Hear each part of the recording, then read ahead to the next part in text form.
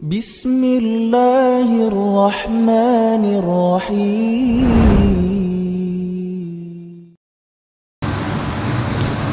Assalamualaikum warahmatullahi wabarakatuh.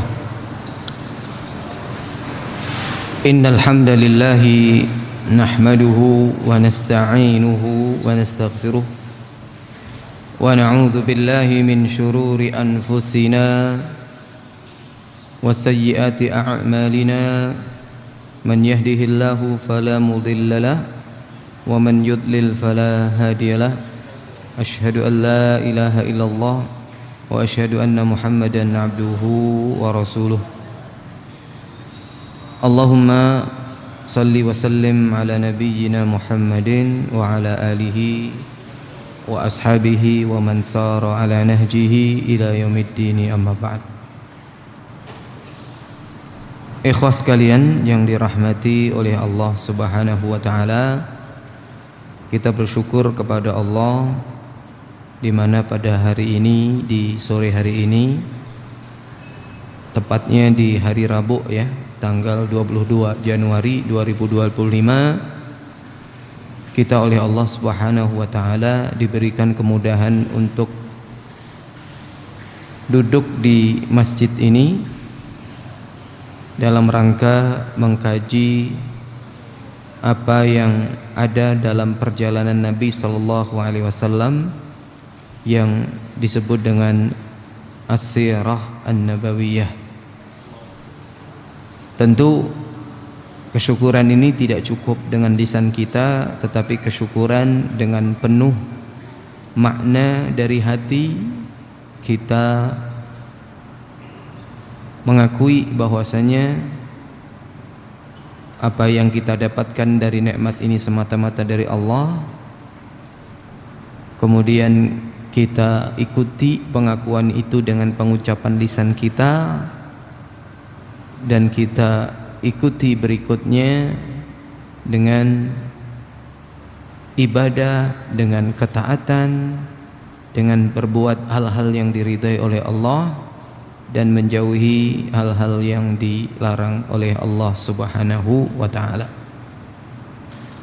Jamaah yang dirahmati oleh Allah Subhanahu wa taala, di pertemuan yang lalu kita membicarakan tentang bagaimana kondisi kaum muslimin beserta kaum Bani Hashim, ya, kaum muslimin berserta kaum Bani Hashim dan Banu Al-Muttalib, yang mana kedua kabilah ini adalah kabilah yang melindungi Rasul sallallahu alaihi wasallam, sehingga kedua kabilah bersama kaum muslimin ya mendapatkan tekanan berupa boikot yang dilakukan oleh orang-orang kafir Quraisy. Di pertemuan yang lalu kita membahas tentang bagaimana kondisi mereka, bagaimana beratnya mereka mengalami itu, tetapi Allah Subhanahu wa taala secara khusus memberikan kekuatan, keteguhan, kesabaran ya di balik kesulitan ini ya kepada kaum muslimin, sehingga Allah Subhanahu wa taala ketika kaum muslimin itu sabar dan pada puncak kesabarannya, pada puncak pertahanannya, Allah Subhanahu wa taala memberikan jalan keluar. Ya, hal ini berlaku untuk semua hal. Kesabaran, keteguhan apabila seorang muslim mampu untuk menempuh keduanya. Pada saat mendapatkan ujian, pada saat mendapatkan cobaan, tanpa pernah bertanya kapan cobaan itu berakhir, tetapi dia berusaha sabar, sebagaimana sabarnya Nabi Ayyub yang Allah Subhanahu wa taala uji dengan penyakitnya sampai keluarganya meninggalkan dia, hartanya habis, tidak punya apa-apa, dia pun sendiri. Kemudian di atas kesabarannya itu Allah Subhanahu wa taala memberikan ya jalan keluar memberikan kesehatan kembali, dan keluarganya pun juga kembali kepadanya. Kemudian ikhwah sekalian, seberat apapun cobaan itu yang dihadapi oleh seorang muslim, seberapa tahun berjalan, ya, 3 tahun, 4 tahun, 5 tahun, maka ketika cobaan itu sudah berlalu, seakan-akan seorang muslim itu tidak pernah mengalami cobaan itu dan melupakannya. Jamaah yang dirahmati oleh Allah, di kesempatan kita kali ini akan melanjutkan apa yang sudah kita bahas tadi, di mana di pertemuan yang lalu kita akhiri dengan kisah diputusnya boikot. Kaum muslimin diboikot 3 tahun, ya, mulai dari tahun ya keberapa? 7 ya. Ya, 8, 9, 10 ya. 3 tahun, di tahun ke-10 mereka dilepas. Ya, di tahun ke-10 mereka dilepas dan dibebaskan boikot itu. Nah, pada saat pemboikotan, lahir salah seorang sahabat yang menjadi ulama besar, ahli tafsir, yang bernama Abdullah bin Abbas. Tetapi setelah selesai pemboikotan ini, Rasul sallallahu alaihi wasallam mendapatkan ujian dan cobaan yang begitu berat. Lepas dari ujian, lepas dari cobaan, pindah ke cobaan yang lain. Sehingga kalau kita lihat, ujian Nabi itu adalah paling berat dibanding dengan cobaan manusia secara umum. Dan Allah menguji seseorang itu sesuai dengan tingkat keimanannya. Semakin tinggi keimanan seseorang, semakin besar cobaan itu. Dan di mana posisi orang itu? Apakah dia termasuk orang yang semakin jauh dari Allah? Bisa saja seseorang imannya tinggi, ujiannya tinggi, ketika dia nggak kuat, ya iman yang sudah tinggi itu akan merosot, jatuh, ya, ke titik awal, ke titik nol. Ya. Ada juga yang jatuh tidak sampai ke titik nol, kemudian dia bangkit dengan mendekatkan diri kepada Allah Subhanahu wa taala, dia ubah jalan hidupnya dengan yang lebih baik,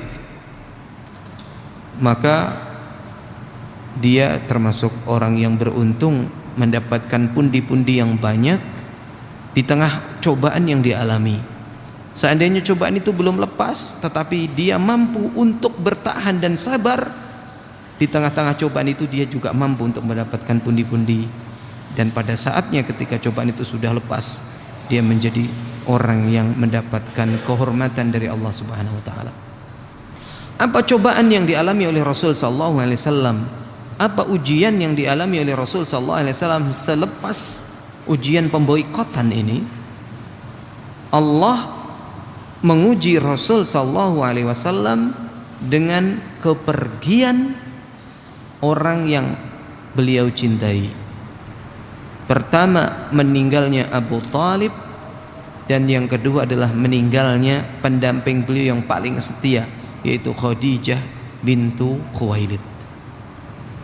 Sebelum kita membahas tentang meninggalnya Abu Thalib dan meninggalnya Khadijah, jika nanti waktunya cukup, seperti yang sudah pernah kita lakukan, kita baca dulu ya slide kita ataupun buku pegangan kita, di mana kita sudah di halaman 19 ya, slide nomor 19.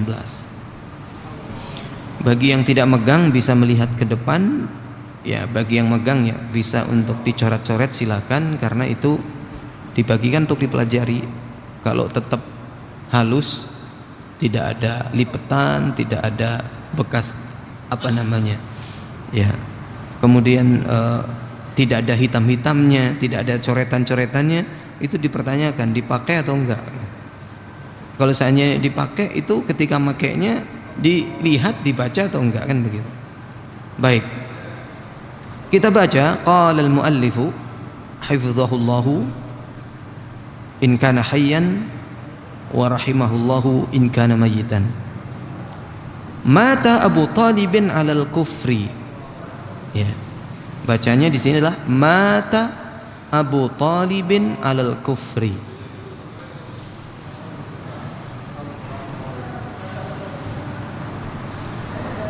Wa hazina alaihi Rasulullah sallallahu alaihi wasallam. Itu hazina ya. Wa hazina alaihi Rasulullah sallallahu alaihi wasallam. Wa qala la astaghfiranna laka. La astaghfiranna laka ma lam unha an dalik.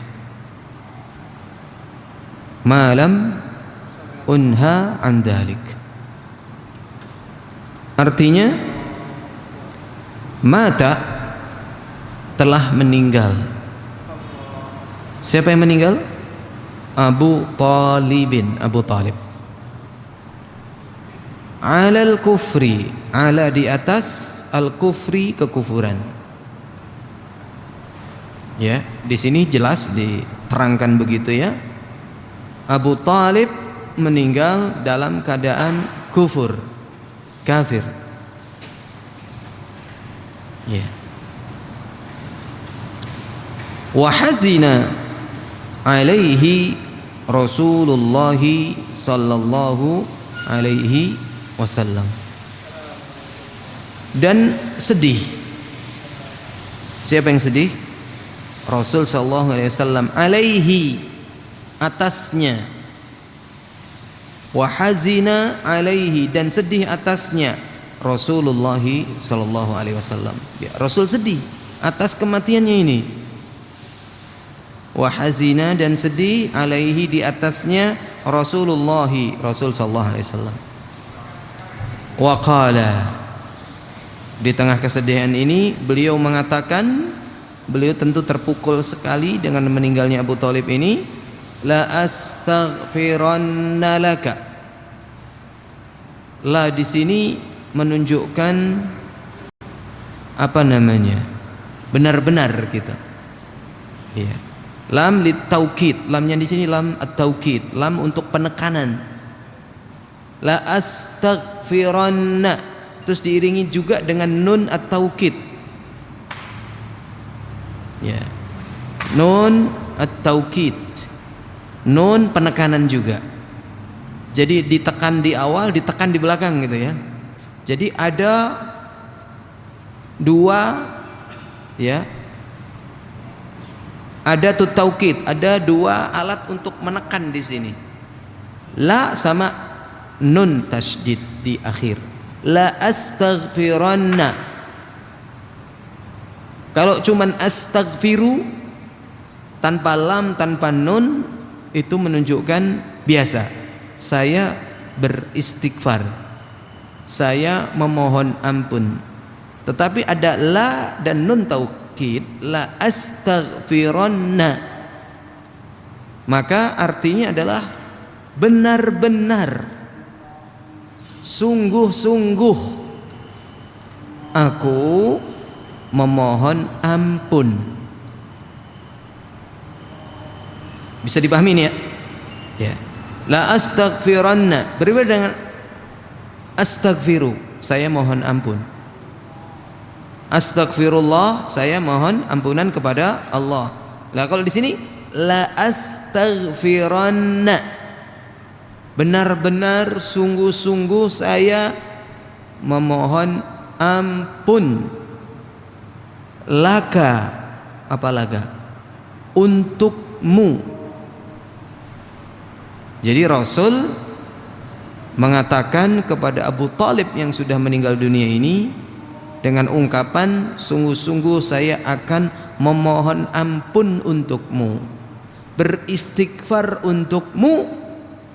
Kepada siapa? Kepada Allah. Malam. Apa malam ini? Selama belum. Selama belum atau selama tidak bisa.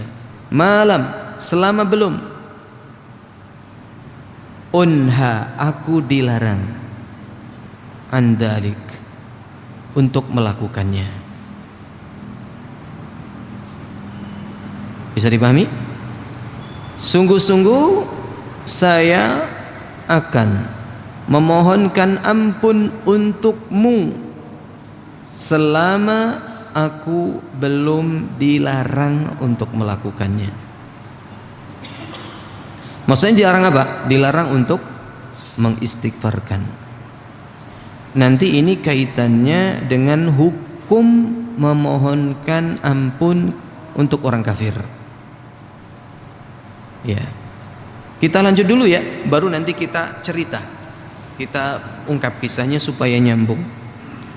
Poin pertama sudah bisa ya dipahami. Kemudian yang kedua, nazala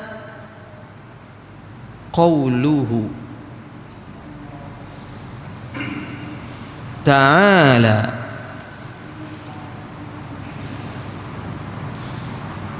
fi suratit taubati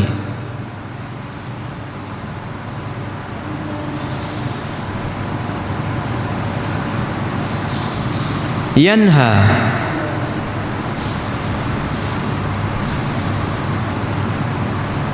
nabiyahu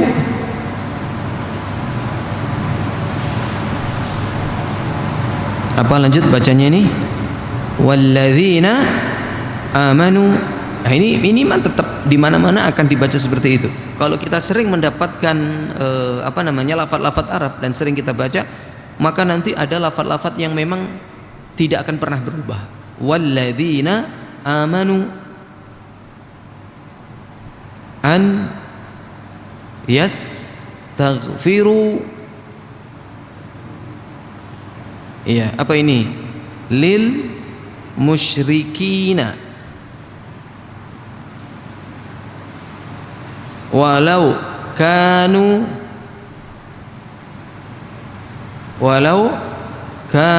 min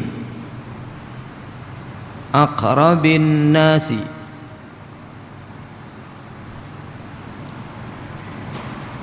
Baik, apa artinya nazala? Turun. Apa yang turun? Qauluhu ta'ala. Apa qauluhu? Firman-Nya. Nya di sini adalah Allah. Ya, karena di setelahnya ada kata ta'ala, yang maha tinggi.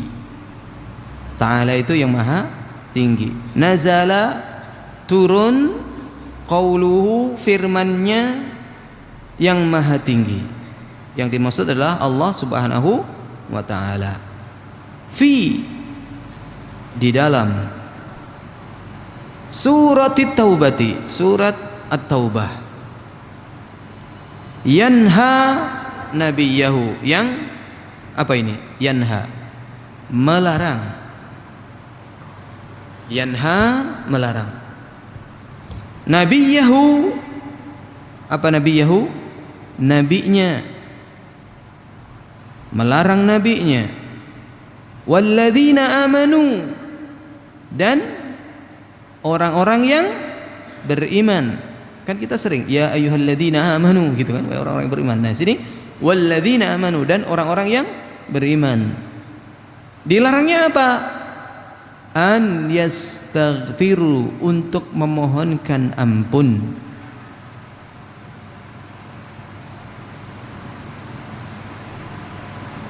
Lil musyrikina, bagi orang musyrik. Walau kanu min aqrabin nasi. Walau kanu, walaupun mereka, walaupun mereka min, termasuk aqrabin nasi, orang yang paling dekat. Di sini di sini siapa? Abu Talib adalah orang yang paling dekat dengan Rasul sallallahu alaihi wasallam. Ya. Maka di sini sesuai banget gitu. Qala ta'ala, lanjut ya. Ini sudah ya, 6 poin kedua ini kita lanjutkan. Qala ta'ala,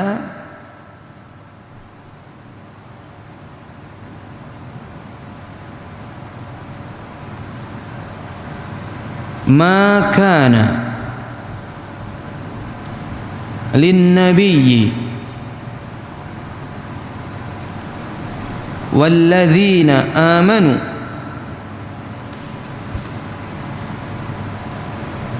ma kana lin nabiyyi walladzina amanu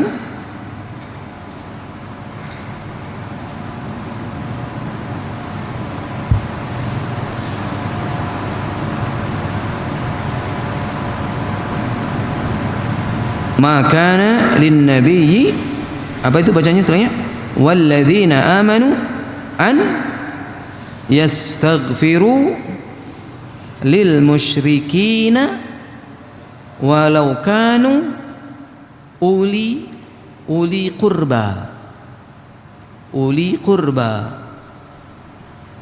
min ba'di ma tabayyana min ba'di ma tabayyana lahum annahum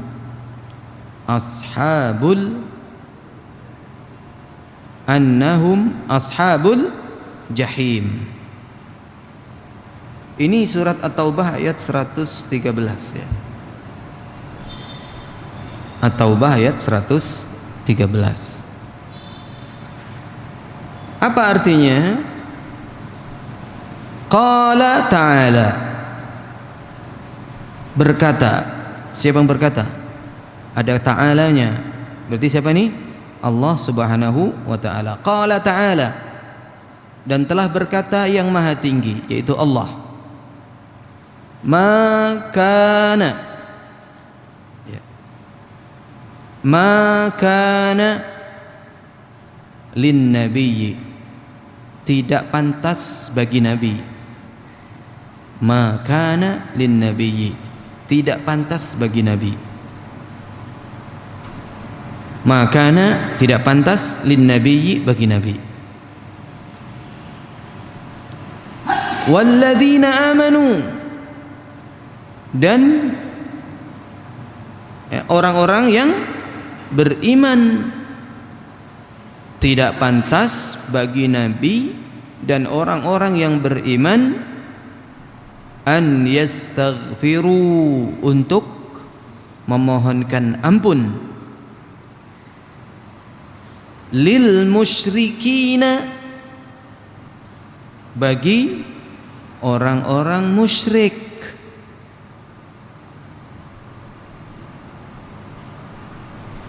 walau kanu, walaupun mereka uli qurba, kerabat, walaupun mereka kerabat. Kerabat itu apa sih? Itu bahasa Arab loh aslinya. Qarabah, kedekatan. Qarabatun, asalnya dari bahasa Arab qarabah, jadi kerabat. Tetapi kita masih digabung kerabat dekat, ya, kerabat jauh, ya. Padahal qarabah itu sendiri sudah kerabat, ya kan? Dan kita pun sering menyebut kerabat itu dengan saudara. Nah, sementara kalau di bahasa Arab disebut dengan saudara itu biasanya saudara, ya, ukht, saudara yang kandung biasanya, atau saudara beda ibu, saudara beda bapak. Ya, istilah itu istilah. Ya, cuman kita mengadopsi istilah qarabah menjadi kerabat, dan artinya sama. Ya, sama artinya. Qarabah, kerabat, sama artinya. Ya. Walaupun mereka adalah uli qurba, mereka adalah kerabat. Min, setelah, atau dari, min ba'di, afan, min ba'di itu artinya setelah. Min ba'di, setelah ma tabayyana las. Lahum, untuk mereka.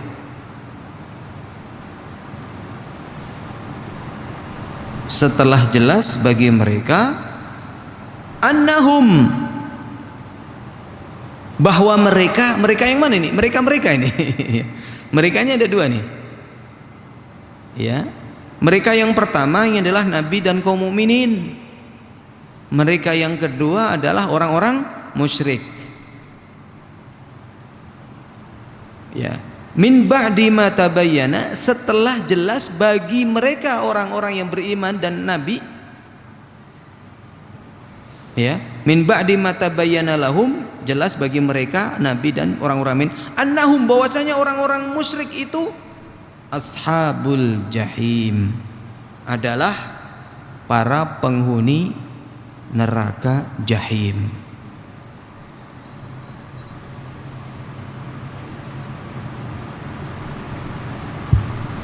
Yang jelas itu seperti apa? Meninggal dalam kekufuran. Dia tidak masuk Islam, meninggal, ya udah jelas. Begitu ya. Maka itu tidak perlu untuk diistighfarkan walaupun dia orang dekat. Walaupun dia orang dekat. Kalau istri bagaimana? Kalau istri bagaimana? Ya, pertanyaannya, apakah boleh seorang lelaki muslim menikah dengan orang musyrik? Boleh. Mengapa? Cantik, kaya, pejabat, begitu.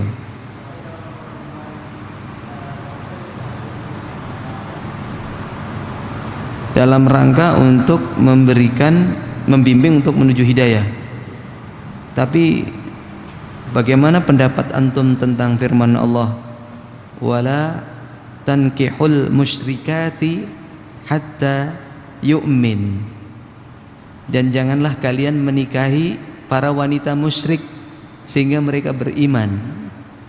Wala amatun mu'minatun khairun min musyrikatin walau a'jabatkum, dan budak yang mukmin, budak wanita yang mukmin itu lebih bagus bagi kalian daripada wanita musyrik, walaupun wanita musyrik itu apa? Menarikmu.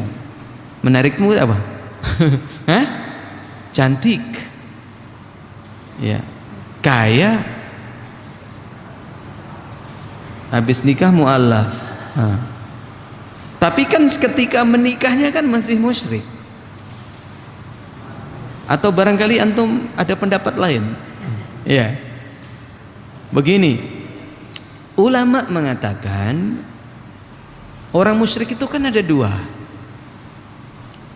Orang kafir itu kan ada dua. Disebut dengan kafir yang kitabi wa ghairu kitabi. Kafir tapi dia termasuk ahli kitab. Lam yakunil ladzina kafaru min ahlil kitabi.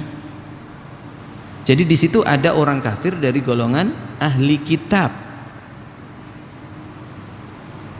Walaupun di ayat ini dibedakan antara kafir dan musyrik. Ya. Tetapi ada kalanya musyrik itu kafir, kafir itu musyrik, begitu. Ya.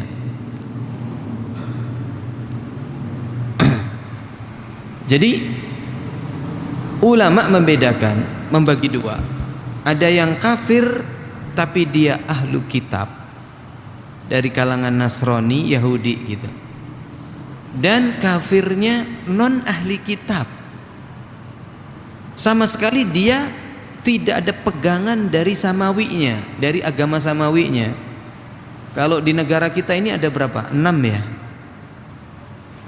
Islam, Kristen, Protestan, Kristen Katolik, walaupun sebenarnya satu ya.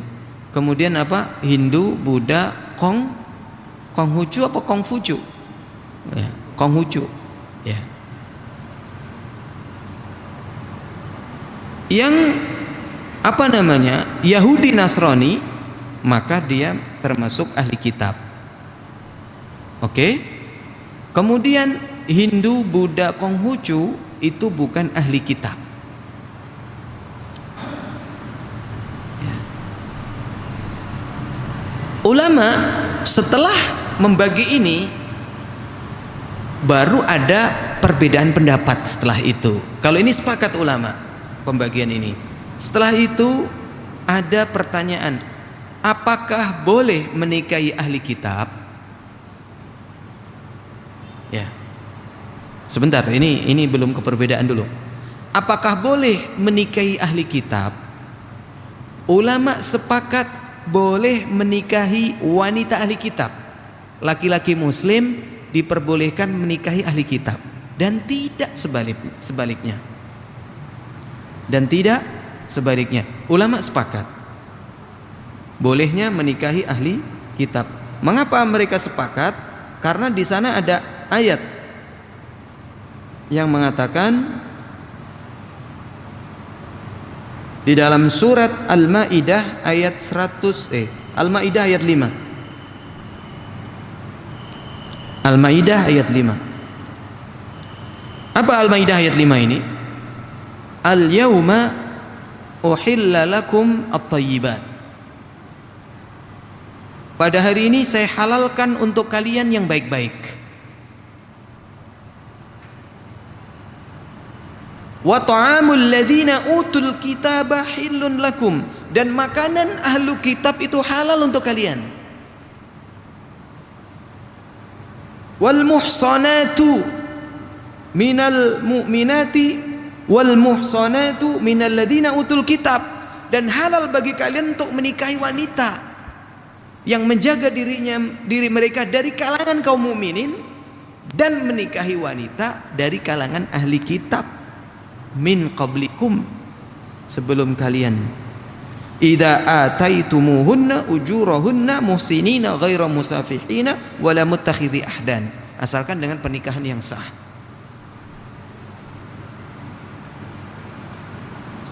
Berarti di sini menunjukkan ayat ini bolehnya menikahi ahli kitab. Mungkin antum maksudnya tadi kali ya.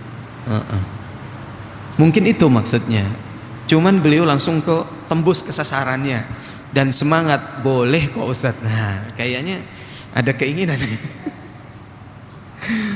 Pernah ada santri itu nanya ke anak, Ustadz boleh nggak saya nanti dewasa untuk bercita-cita menikahi wanita ahli kitab? Apa jawaban anak? Iya, ulama ada yang membolehkan. Iya tuh Ustadz, makanya anak, karena ada yang membolehkan saya pengen Ustadz. Mengapa antum pengen? Ya karena anak ada yang tertarik Ustadz. Temen dulu gitu. Ya, baik. Saya nanya ke antum, coba ini anak pakai analogi aja apa? Begini, apakah semua yang boleh itu antum akan lakukan? Dan apakah semua yang boleh itu antum makan? Atau antum pilih-pilih? Ini analogi dulu ya, sebelum ke sana, ke ujungnya. Ya, apakah semua yang dibolehkan oleh Allah antum melakukan semuanya? Begitu juga makanan, apakah semua makanan antum makan? Contohnya gini, antum tahu olahraga? Tahu olahraga yang boleh? Tahu. Banyak nggak? Banyak. Sebutin. Sepak bola, voli, takraw dan sebagainya. Apakah antum semuanya akan dilakukan atau milih salah satunya atau milih salah duanya? Dia mengatakan, ya saya memilih apa yang saya suka Ustaz. Baik. Gitu kan. Selain suka, tentu antum juga akan memilih di hal yang lain itu yang tidak membahayakan, ya kan? Tidak yang cocok bagi antum, kedepannya seperti apa, kan begitu. Baik, kalau begitu nikah dengan ahli kitab, kira-kira antum milih mana? menikah dengan wanita muslimah sama menikah dengan ahli kitab. Ya, dia mengatakan ya kalau ahli kitabnya lebih cantik kan baik. Sekarang kalau ada ahli kitabnya orang berimannya, wanita beriman lebih cantik, antum milih mana? Jadi maksud Anda di sini, jadi walaupun menikah dengan ahli kitab itu boleh, tentu seseorang akan banyak pertimbangan. Coba bayangkan, antum hari Minggu nganterin dia di gereja, apa perasaan? Ya enggak? Itu ketika belum punya anak, baik, nggak apa-apa. Mungkin antum masih kuat nahan. Kalau sudah punya anak, anak antum mau kemana? Mau ke gereja atau mau ke masjid? Pasti antum mengatakan harus ke masjid. Nah istri antum mengatakan enggak, harus ke gereja. Apa yang terjadi? Ya, masalah. Berpotensi masalah. Makanya ya sudahlah. Ya, cukup ya. Biar nggak ada resiko gitu kan, ya menikah aja dengan wanita mukminah. Jadi kembali kepada hukum tadi. Ulama sepakat boleh menikahi wanita ahli kitab. Baru setelah itu berbeda pendapat. Apa perbedaan pendapat? Apakah orang Kristen sekarang ini adalah ahli kitab? Baru di situ berbeda. Iya, itu baru. Bagi yang mengatakan orang Kristen sekarang bukan ahlu kitab, nggak boleh. Yang mengatakan orang Kristen sekarang ahlu kitab, maka mengatakan boleh. Apa yang kuat? Wallahu alam. Ya, wallahu alam. Dalam arti ya sudahlah. Kita ambil amannya. Ngapain nikahin dengan ahlu kitab? Wanita mukminah juga masih banyak. Bahkan yang sudah perawan tua juga banyak. Yang sudah ngaji juga cari suami susah. Di pesantren anak itu banyak ustazah yang belum nikah itu. Ya, kerudungnya gede-gede gitu kan. Mereka sudah ini gitu. Antum nyolek-nyolek antum aja sendiri. Oke. Ya, ya masih banyak yang belum mendapatkan jatah itu. Jatahnya sudah, maksudnya sudah mendapatkan jatah, tapi belum jelas siapa jatahnya kan begitu. Ya, mengapa harus mencari-cari yang susah kan begitu? Termasuk tadi disebutkan makanan. Ya kalau makanan kita banyak kaum muslimin, antum tinggal pilih warung kaum muslimin. Ya, ana itu pernah sama istri mampir ke warung pempek. Pas sampai di situ, lah ada salib. Kita pakai pendapat yang mana nih? Gitu kan? Ya penjualnya tadi, ketika ana sama istri kan, istri berkerudung bercadar kan, pas datang itu halal, halal, halal. Gitu. Mohon maaf, sipit yang itu yang jualan halal, halal. Dia takut kalau kita balik lagi. Kristen. Ya, udah gitu. Udah terlanjur beli dah. Kita makan setelah itu, udah nggak mau balik lagi. Gitu. Ya, lebih amannya untuk tidak balik lagi. Ya. Ada temen juga sering belanja ke warung. Ya, toko bahan bangunan. Di situ orang-orang sipit dan salib. Ya. Pas di situ sudah saking akrabnya sering belanja, saking akrabnya itu si teman kita ini dikasih makanan, dia nolaknya nggak enak, akhirnya sampai dibuang sama dia. Ya, dia takut katanya. Ya, ya Allah yubarik fikum ya, kita ya lebih baik menghindarinya. Ya, dulu ana termasuk yang berpendapat bahwasanya Kristen ini termasuk ahli kitab. Tetapi ana setelah mendengarkan beberapa debat antara apologet Islam sama apologet Kristen, yang tentu dengan penelitiannya sekarang ana condong bahwa Kristen sekarang itu bukan ahli kitab. Wallahu alam. Ya ana condong aja. Walaupun pendapat yang awal ana masih agak mengganduli ana gitu. Mengapa? Karena kitab yang dipakai oleh orang sekarang dari kalangan Kristen itu apakah sama dengan orang Kristen di zaman Nabi? Kalau sama berarti mereka ahlu kitab. Kalau beda berarti bukan ahlu kitab. Karena kesamaan orang Nasrani zaman Nabi dan orang Nasrani sekarang, kalau boleh disebut dengan Nasrani, itu adalah sama-sama mereka mengakui adanya Tritunggal atau Trinitas. Gitu. Bahwa mereka memiliki Tuhan Bapa, Tuhan Anak dan Roh Kudus.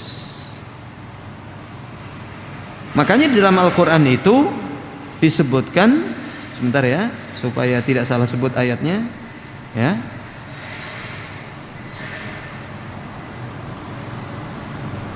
Ya. Allah mengatakan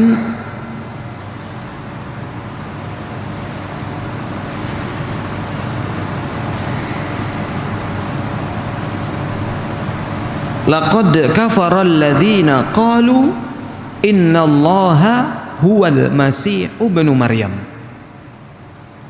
Dan telah kafir orang-orang yang mengatakan bahwasanya Masih ibnu Maryam, Isa itu adalah Allah. Gitu. Ya. Jadi di zaman Nabi orang Kristen meyakini bahwa Isa bin Maryam itu adalah Allah. Allah itu sendiri. Orang Kristen sekarang kalau ditanya, siapa Yesus yang kamu sembah itu? Itu adalah reinkarnasi dari Tuhan. Itu Tuhan yang turun ke bumi dalam bentuk manusia, berwujud manusia untuk mengajarkan agamanya, katanya begitu. Nah dirunut mereka mengakui ya mereka itu menyamakan Yesus dengan Isa itu, gitu. Yesus itu adalah Isa, Isa itu adalah Yesus, gitu. Ya, wallahu alam. Tadi kembali kepada yang Anda sampaikan, lebih aman ya sudahlah. Antum Pak ya jangan milih ahli kitab ya. Kalau mau nambah dari orang-orang beriman saja banyak. Oke. Baik. Kemudian di poin terakhir di sini, qala Rasulullah sallallahu alaihi wasallam,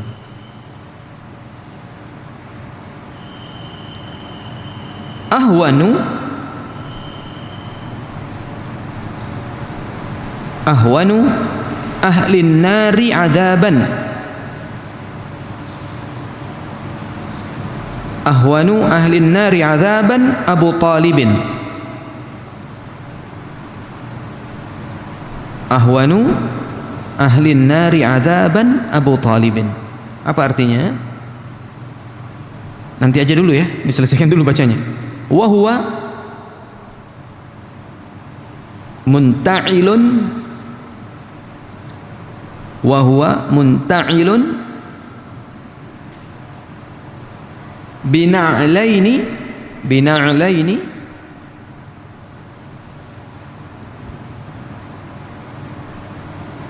yaghli minhuma dimaghuhu, yaghli minhuma dimaghuhu.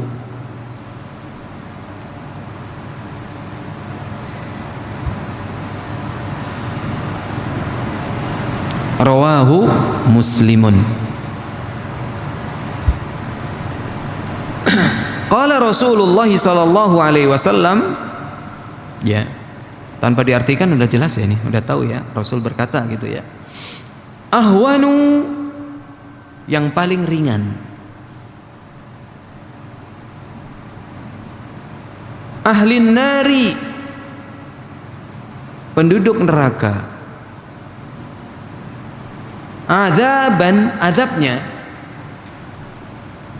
Ya, azab yang paling ringan penduduk neraka itu adalah Abu Thalib. Ya. Penduduk neraka yang paling ringan azabnya siapa? Abu Thalib. Bagaimana kondisinya? Wa huwa muntailun. Dia memakai sendal bina'laini, ya. Huwa muntailun bina'laini. Dia memakai dua sendal. Wa huwa muntailun bina'laini. Dia memakai dua sendal. Yaghli, mendidih. Minhuma, dari keduanya, dimaghuhu, otaknya. Bisa dipahami gambarannya? Jadi azabnya Abu Thalib itu adalah paling ringan, yaitu ya, dia disiksa dengan memakai dua sendal. Sendalnya yang panas, yang di neraka, ya, tetapi otaknya mendidih. Ya. Itu azab paling ringan.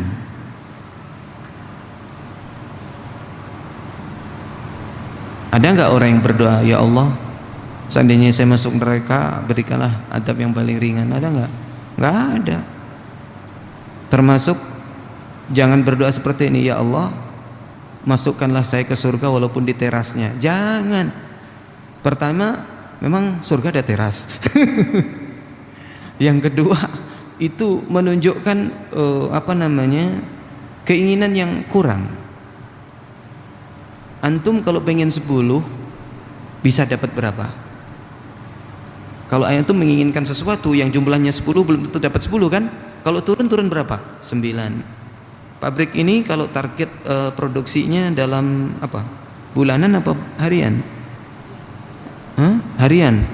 Dalam sehari misalkan berapa unit yang diproduksi? 1000 ya, sampai apa lebih? Lebih. 1000 mah dikit ya. Ya. Misalkan targetnya 5000 sehari. Ya. Kalau nggak kekejar dapatnya ya 60 atau 70%. Nah, sekarang kalau cuman targetnya cuman 100 ya dapatnya berapa, kan begitu. Makanya kita disunahkan oleh Rasul sallallahu alaihi wasallam kalau kita meminta surga, ya, idza sa'altumul jannata fas'alu ya al-firdausal a'la. Jika kalian itu menginginkan dan memohon kepada Allah surga, maka mintalah surga al-firdaus al-a'la, yang paling tinggi. Yang mana surga firdaus itu tempatnya Nabi. Saat mana mungkin saya masuk neraka di tempatnya, masuk surganya Nabi. Enggak boleh begitu. Sehingga ana tidak sependapat dengan ilahi lastu lil firdausi ahla wala aqwa ala naril jahimi. Pernah dengar? Ilahi lastu lil firdausi ahla wala aqwa 'alan naril jahim. Itu yang sering didendangkan setelah adzan. Itu artinya apa? Antum tahu nggak? Ilahi, my God, gitu. Tuhanku. Lastu, aku bukanlah. Lil firdausi ahla, bukanlah penduduk firdaus. Wala aqwa, dan tapi aku tidak kuat. Jangan diartikan tidak ada aqua. Wala aqwa jangan diartikan tidak ada aqua. Tadi wala aqwa, saya tidak kuat. Alan naril jahimi, berada di neraka jahanam. Itu kalau antum melanjutkan syair-syairnya itu, bait-baitnya itu menunjukkan apa namanya? Ya, dunubi mithlu a'dadir rimali. Di antaranya, ana enggak hafal betul sih ya. Ya, dunubi, dosa-dosaku seperti jumlah apa namanya? Pasir yang tidak teringat. Dalam hal ini bolehlah pengakuan dosa kita banyak begitu. Tetapi kalau sampai saya tidak pantas di surga, tapi nggak kuat di neraka, terus maunya apa? Di tengah-tengah. Jadi yang betul adalah walaupun kita punya dosa, kita memohon ampun kepada Allah, kemudian kita menginginkan surga yang paling tinggi. Allah memberikan kemudahan kok. Iya enggak? Antum tengah malam sujud menangis kepada Allah Subhanahu wa taala, minta yang antum inginkan. Kepentingan akhirat, kepentingan dunia, antum luatkan kepada Allah Subhanahu wa taala. Kan Allah berjanji, Allah turun ke langit dunia di sepertiga malam terakhir. Ya. Yang bertaubat diampuni, yang meminta akan dikasih. Ada alatnya kok. Ya kalau minta surga. Jangan mengatakan ilahi lastu lil firdausi ahla. Tuhanku, saya ya, diartikan tidak pantas untuk masuk surga firdaus. Tetapi saya tidak kuat di neraka. Janganlah. Oke. Baik, ini slide-nya ya. Maka kita akan urai slide ini dengan kita mengulang dari awal tentang kematian Abu Thalib. Tadi dijelaskan di awal bahwa para sahabat atau kaum muslimin saat itu bersama Banu Hashim, ya, bersama siapa? Banu Hashim, ya, dan juga bersama suku Quraisy yang lainnya, ya. Dua suku Quraisy, ya, Bani Hashim sama Banu Al-Muttalib, ya. Banu Hashim sama Banu Al-Muttalib yang selama ini melindungi Rasul ikut diboikot selama 3 tahun. Mereka baru dilepas di tahun ke-10. Nah, setelah selesainya pemboikotan ini, Abu Thalib dipanggil oleh Allah Subhanahu wa taala. Di akhir tahun ke-10 qoblal hijrah. Di tahun ke-10 dari kenabian atau di tahun ke-10 sebelum hijrah. Karena hijrah tahun ke-13. Ya kan? Hijrahnya tahun ke-13. Nah, di akhir tahun ke-10 Abu Thalib meninggal dunia. Pada saat Abu Thalib mendekati kematian, ya, mendekati sakaratul maut, Abu Thalib ini didatangi oleh 2 orang dari pemuka Quraisy. Siapa? Abu Jahal dan Abdullah bin Abi Umayyah.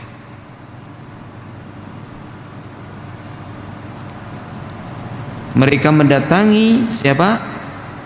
Abu Thalib, supaya Abu Thalib ini tetap bertahan di agamanya dan tidak kerayu oleh siapa? Rasul sallallahu alaihi wasallam. Dan benar, pada saat Abu Thalib mendekati kematian, Nabi berusaha agar Abu Thalib ini bersyahadat sebelum meninggal.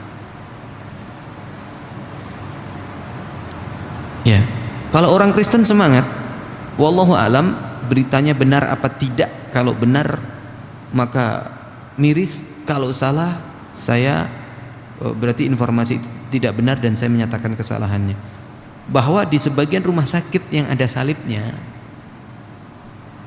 atau rumah sakit yang dimiliki oleh kaum solibiyun, kaum salib itu, ya, sebagiannya ada kalau orang Islam yang berobat ke situ, dirawat di situ, diinapkan di situ, dan ada tanda-tanda kematian, katanya, konon katanya, biar anak gak digugat, konon katanya itu, ya, ada pendeta yang datang untuk membaptis.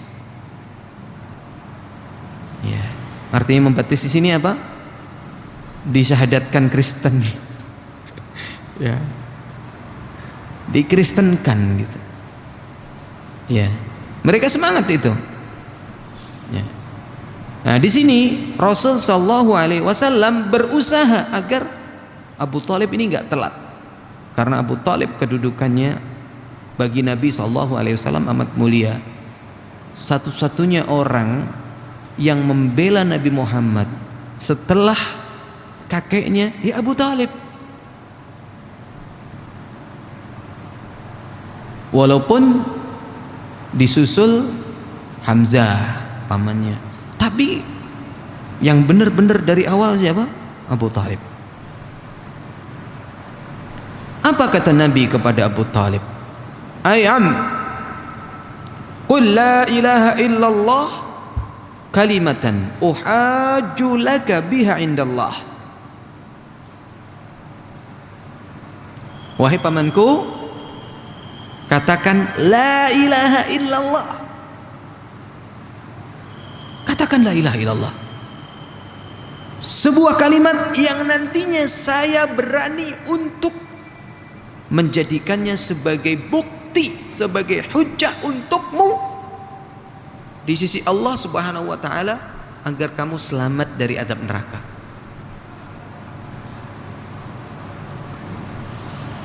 Faqala Abu Jahal, karena ada Abu Jahal di situ. Wa Abdullah ibni Abi Umayyah. Abu Jahal dan Abdullah ibn Umayyah mengatakan, "Atarghabu an millati Abdul Muttalib?" Apakah kamu sudah membenci, atau apakah kamu membenci agamanya Abdul Muttalib sehingga kamu mau syahadat? Jadi saat ini Abu Thalib, pada posisi seperti ini Abu Thalib dalam dua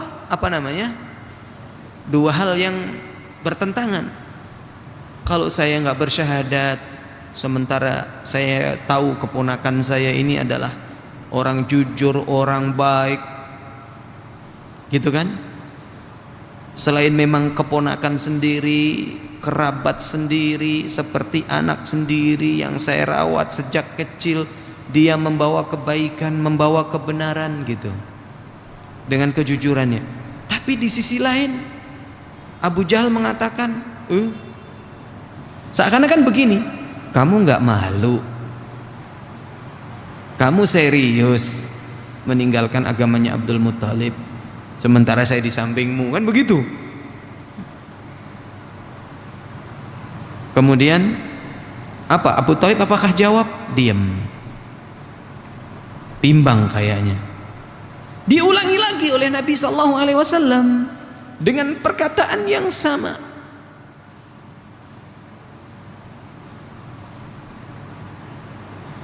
Ketika diulang yang kesekian kalinya, Abu Thalib mengatakan, ala millati Abdul Muttalib, saya berada di atas agamanya Abdul Muttalib, agama bapaknya kan. Ya, jadi di akhir hidupnya Abu Thalib ini tidak bersyahadat, dan dia terang-terangan menyatakan bahwasanya dia mengikuti agamanya Abdul Muttalib. Otomatis ya dia tidak mengakui apa yang diakui oleh Rasul SAW dari syahadat la ilaha illallah ini. Faqala Rasulullah SAW, maka dengan peristiwa ini, dengan penuh kesedihan, ya, yang akhirnya Abu Thalib meninggal dalam keadaan kufur seperti ini, dia mengatakan yang kita baca tadi, wallahi la astaghfiranna lak ma lam unha anhu, demi Allah saya akan memohonkan ampun untukmu terus menerus sampai saya dilarang, atau selama saya belum mendapatkan larangan.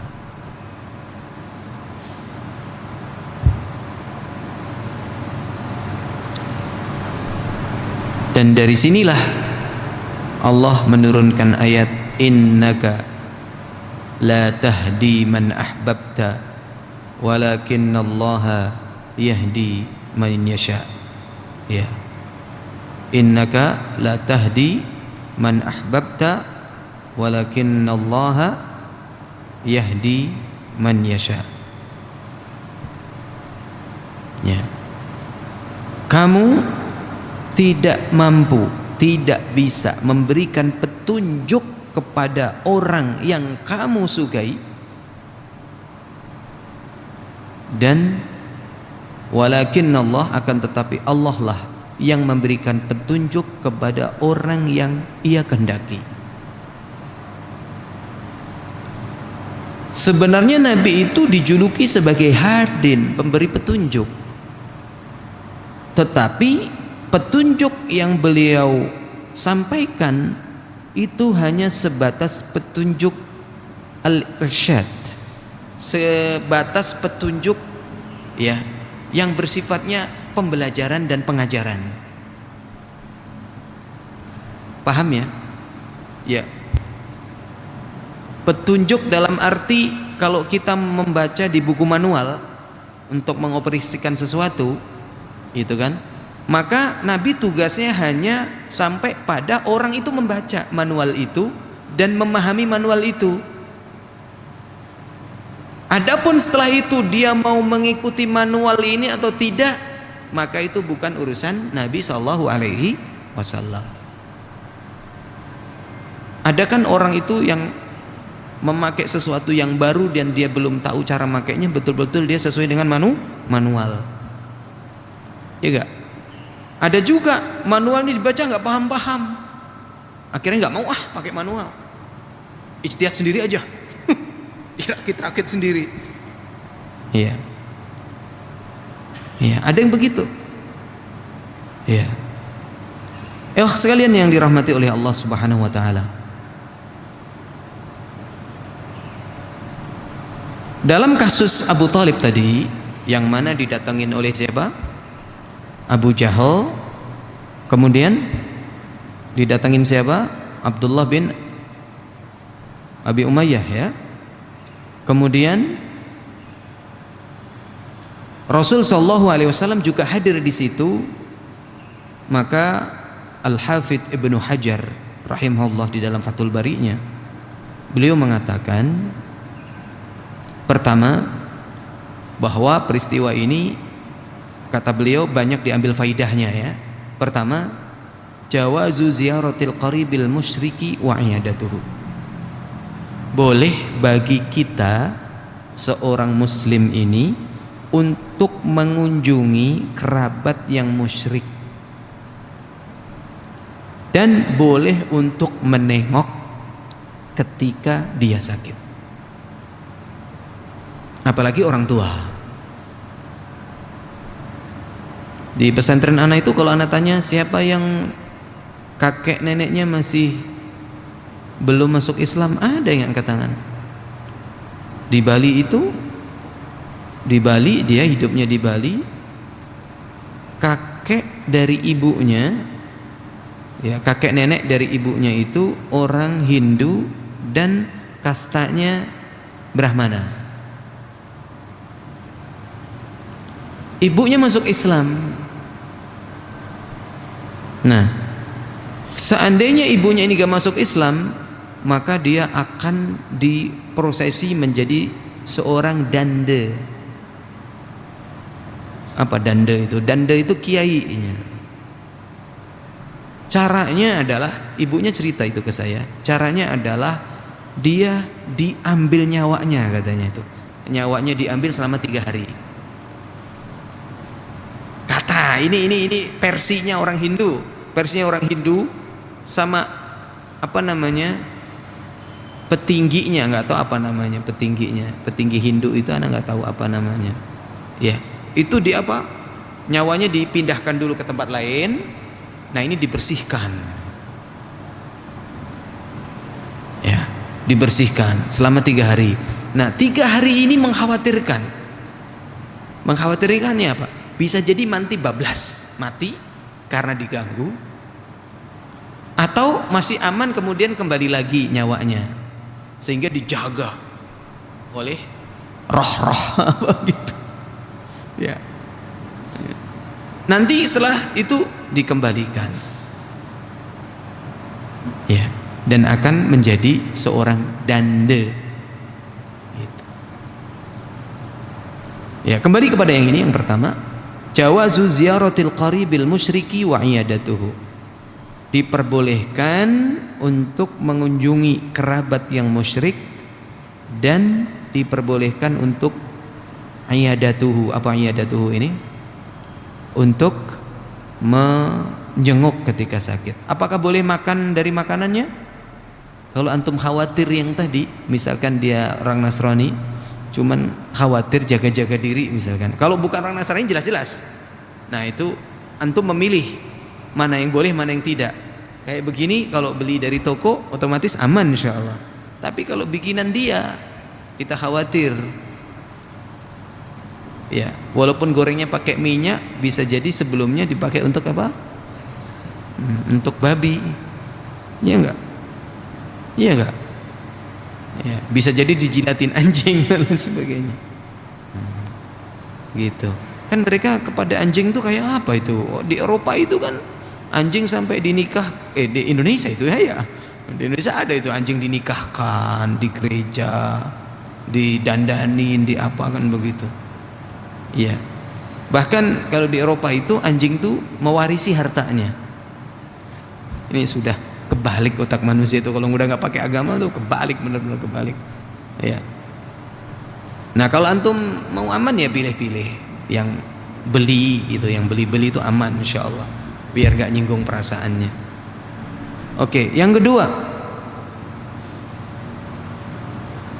wa fihi anna taubata makbulatun walau fi syiddati maradil maut, kata Ibnu Hajar, bahwa taubat itu tetap masih diterima oleh Allah Subhanahu wa taala walaupun seseorang itu dalam kondisi sakit yang begitu berat dan menuju kematian. Sakitnya sakit menuju kematian. Kecuali jika nyawanya sudah sampai kerongkongan, baru tidak boleh.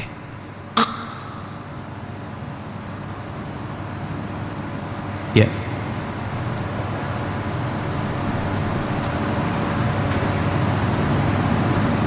Ini yang kedua. Makanya tadi Abu Talib diminta oleh siapa? Nabi Sallallahu Alaihi Wasallam agar apa? Agar segera bersyahadat. Ya. Sebelum ya nyawanya sampai kerongkongan. Yang ketiga,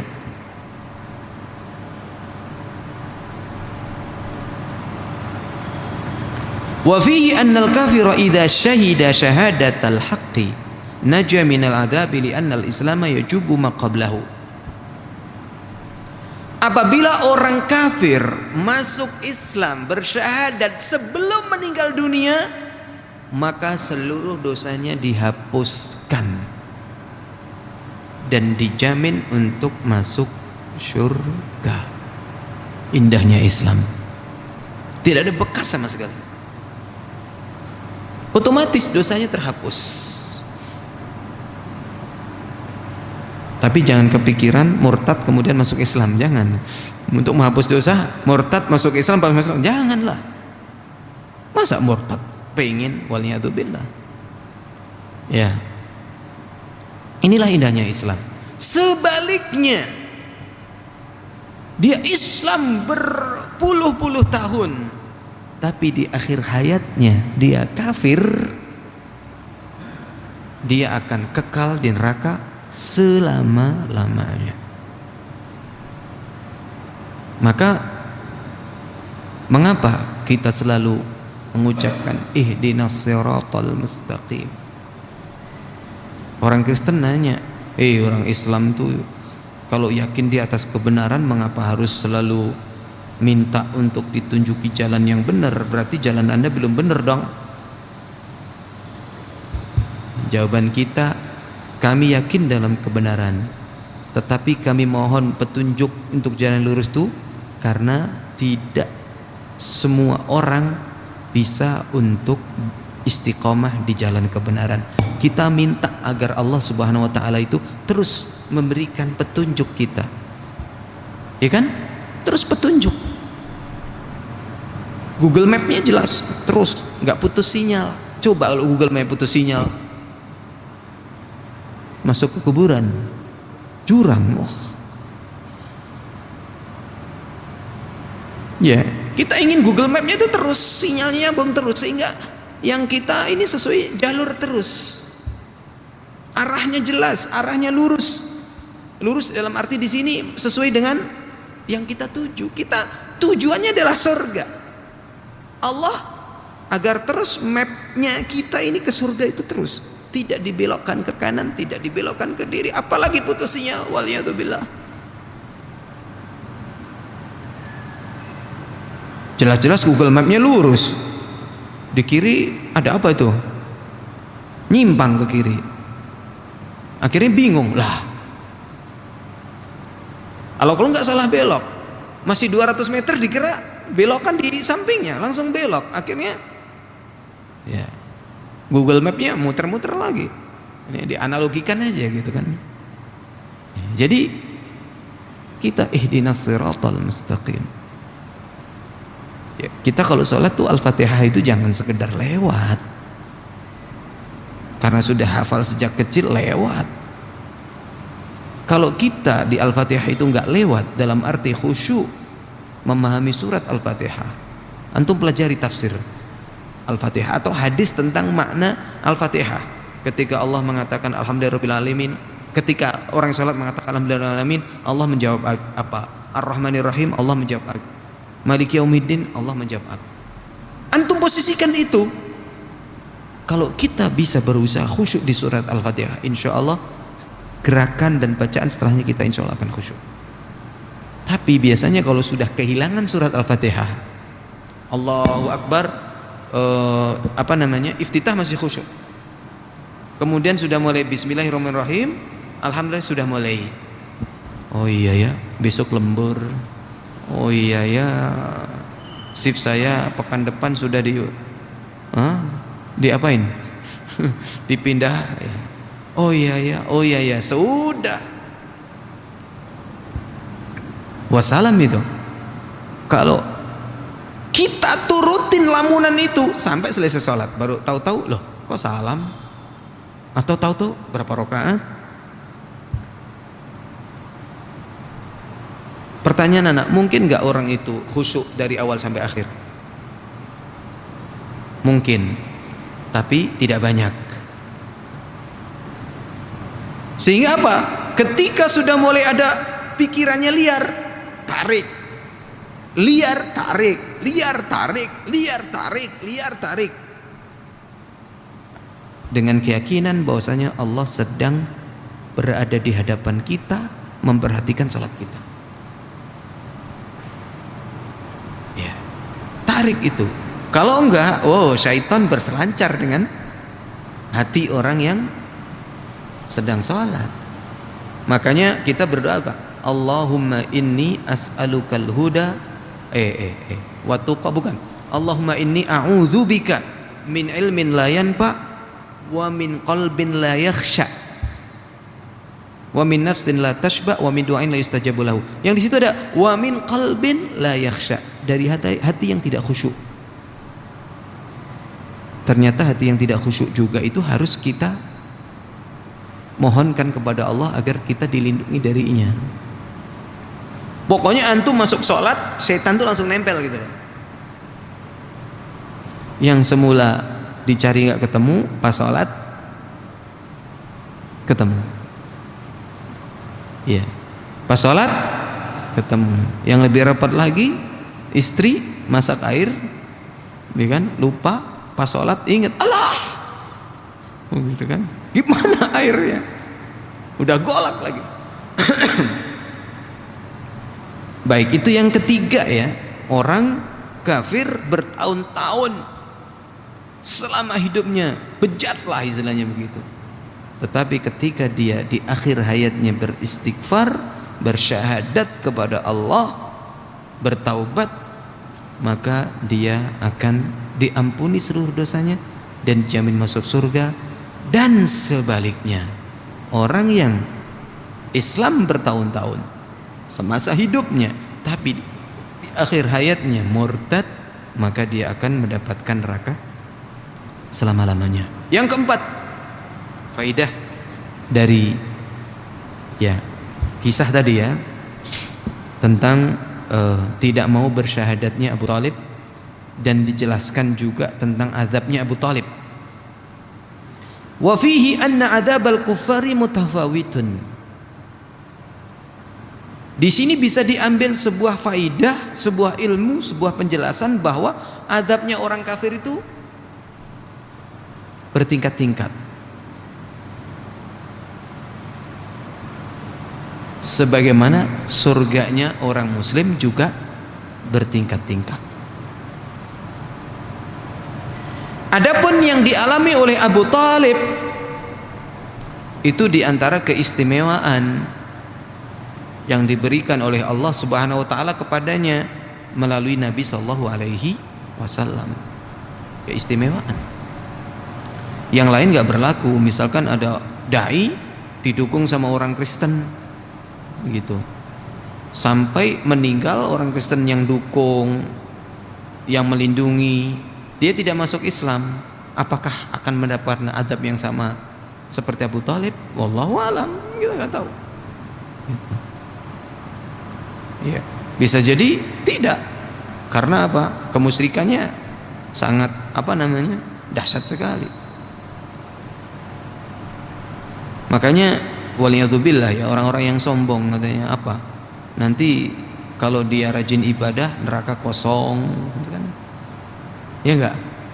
Nanti kalau dia diingetin, antum masya Allah bermaksiat terus, kata dia nanti neraka kosong. Gitu. Ada lagi juga kan kalau di neraka ngumpul sama artis. Ya gitu kan? La haula wala quwata illa billah. Nah, sekarang apa hukum memohonkan ampun untuk orang kafir yang meninggal dunia?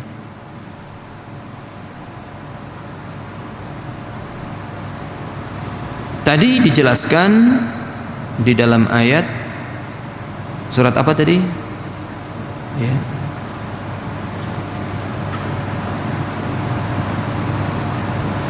Surat apa tadi? At-Taubah ya. Oke. Apa kata Allah Subhanahu wa taala? Ma kana lin-nabiyyi walladzina amanu an yastaghfiru lil musyrikina walau kanu uli qurba min ba'di ma tabayyana lahum annahum ashabul jahim. Tidak pantas bagi seorang nabi dan orang-orang yang beriman untuk memohonkan ampun bagi orang musyrik walaupun mereka telah meninggal, walaupun mereka adalah kerabat dekat, setelah jelas bagi mereka bahwa orang itu benar-benar kafir ketika meninggal dan otomatis dia termasuk penduduk neraka. Maka sebagian ulama ada yang mengatakan kalau orang musyrik itu, orang kafir itu masih hidup, kita nggak boleh mendoakan laknat.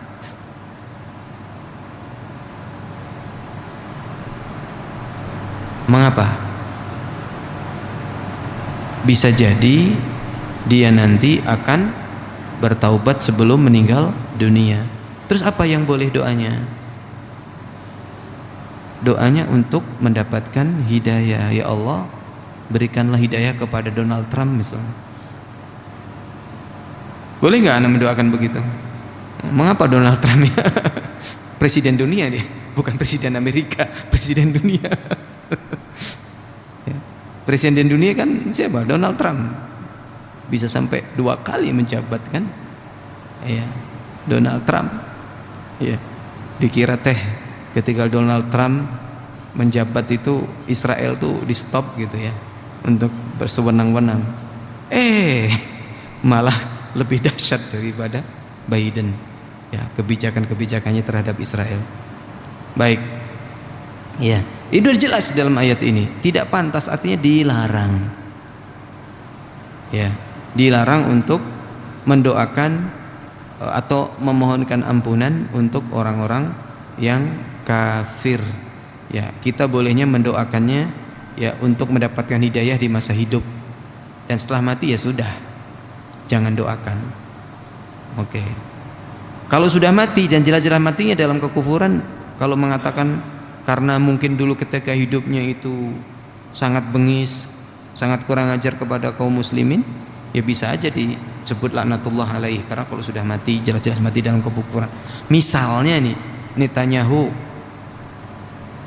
orang Arab tuh nulisnya nun ta nun, ya alif ha waw, dibacanya natin, bisa diplesetin bacanya natin yahu. Natin tuh busuk artinya ya, yahu yang busuk begitu ya. Netanyahu itu ya, kalau seandainya nanti dia mati dalam kekufuran, nggak apa-apa antum mengatakan Netanyahu laknatullah. Tapi sekarang masih hidup ya, kita bermohon ya Allah semoga ya Netanyahu sadar dan segera ya untuk tidak semena-mena kepada orang Palestina. Kan Rasul kan meminta kepada Allah agar Islam itu dikuatkan oleh siapa? Kalau enggak Umar, siapa satunya? Abu Jahal ya. Ternyata Allah memilih Umar untuk menguatkan Islam. Iya kan? Boleh itu. Orang kafir adalah orang diharapkan untuk bisa menguatkan Islam. Gitu. Artinya ada harapan gitu. Orang non muslim itu bisa masuk Islam kemudian menjadi Islam yang terbaik. Makanya kemarin sentilan untuk kita ketika di pesantren itu, ketika dididik anak itu ada yang bandel ya, dia nyandain kita adain seminar apa materinya, nyandain semoga murid yang bandel yang saat ini Anda didik itu menjadi mantu bagi ustadz dan ustadzah semuanya. Mengapa? Bisa jadi yang dididik itu nantinya pas dewasa dia menjadi orang yang paling baik. Dan ternyata Anda mendapatkan pengalaman seperti itu. Ada santri kami pas dididik di pesantren, Anda nggak mau nyebut merek, di pesantren itu masya Allah susah sekali. Di kelasnya duduk di belakang, ya kan? Duduk di belakang. Pas sudah lulus kuliah, sudah kerja, datang ke Albina mengucapkan terima kasih sudah mendidik saya dulu, dan mohon maaf kok saya dulu bandel dan menyesal mengapa dari dulu saya tidak belajar agama. Celananya ngatung, jenggotnya panjang. Dan ternyata Ustadz, agama itu adalah harga mati. Butuh banget kita terhadap agama. Cuman saya nyesel dulu pas didik di pesantren ya. Dan malu Ustaz, anak katanya duduk di belakang terus kan. Anak bilang nggak apa-apa. Itu kan proses gitu. Jadi proses itu jangan dihukumi sebuah hasil. Proses itu ya proses, kita hukumi proses aja. Makanya kalau kita punya anak, waliyatubillah, kita diuji oleh anak kita ya dengan ujian yang berat, misalkan apalah ya, itu kita sabar aja, kita serahkan kepada siapa?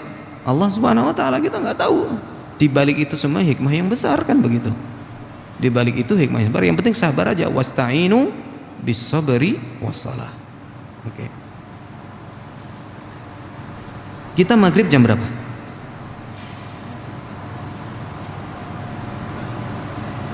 Masih ada waktu ya? Oke, maghrib jam 18.16. Baik.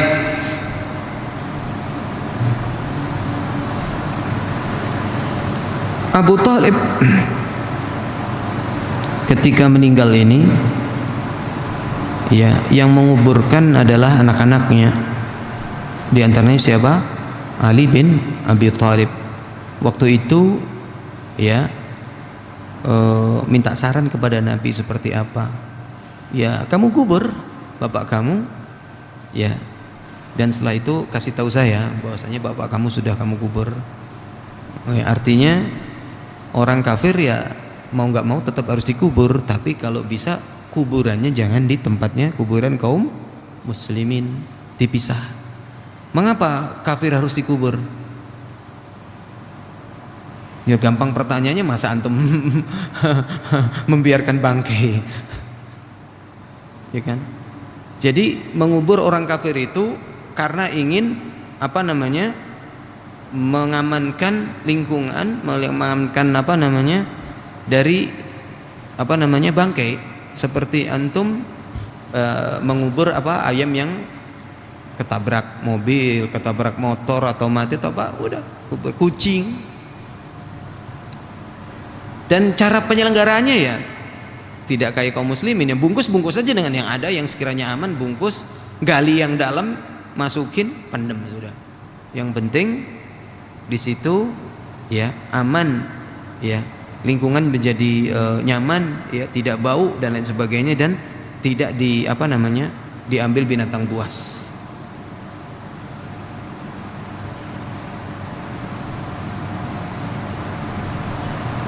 Baik, adapun azabnya adabnya Abu Talib, azabnya tadi sudah dijelasin, sehingga tidak saya jelaskan pun insyaallah paham. Baik, ini slide yang pertama, ya slide yang kita baca ini penjelasannya sudah selesai. Kemudian 10 menit yang akan datang kita baca sedikit ya dari slide yang berikutnya, yaitu tentang kematiannya Khadijah binti Khuwailid.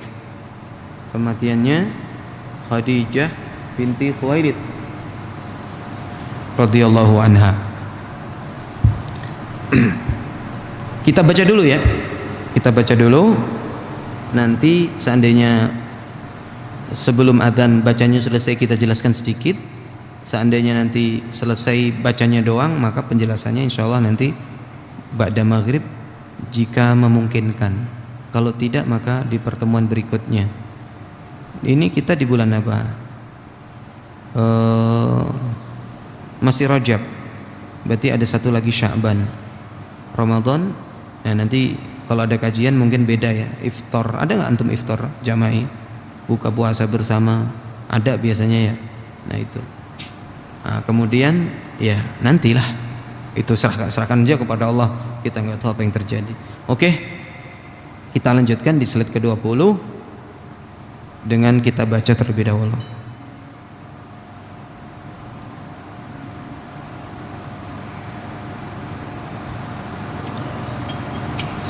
Al-muallif ya, yang menulis buku ini berkata, tuwfiyat, ya ini bacanya tuwfiyat, fa-nya ditasydid, tuwfiyat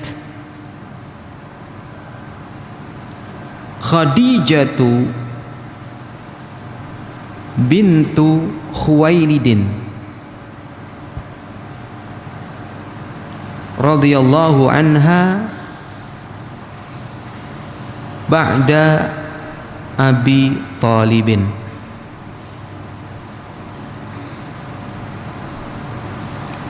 Wa dufinat fil hujuni fi maqabiri Makkah, fi maqabiri Makkah,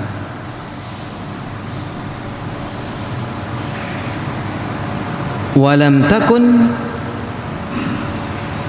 salatul janazati syuri'at idh dzaka.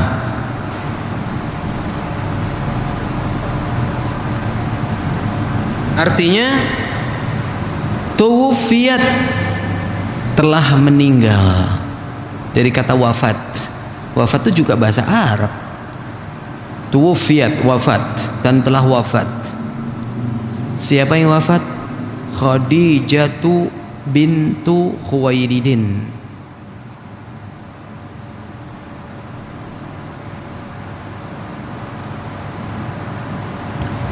radhiyallahu anha, semoga Allah meridhoinya. Ba'da Abi Thalibin, setelah Abu Thalib. Jadi beruntun ini, berarti tahun yang sama. Setelah ditinggalkan paman, masih ada istri, ternyata istri juga lepas.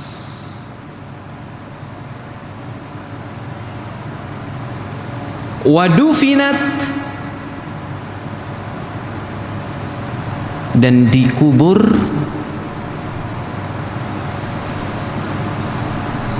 fil hujuni.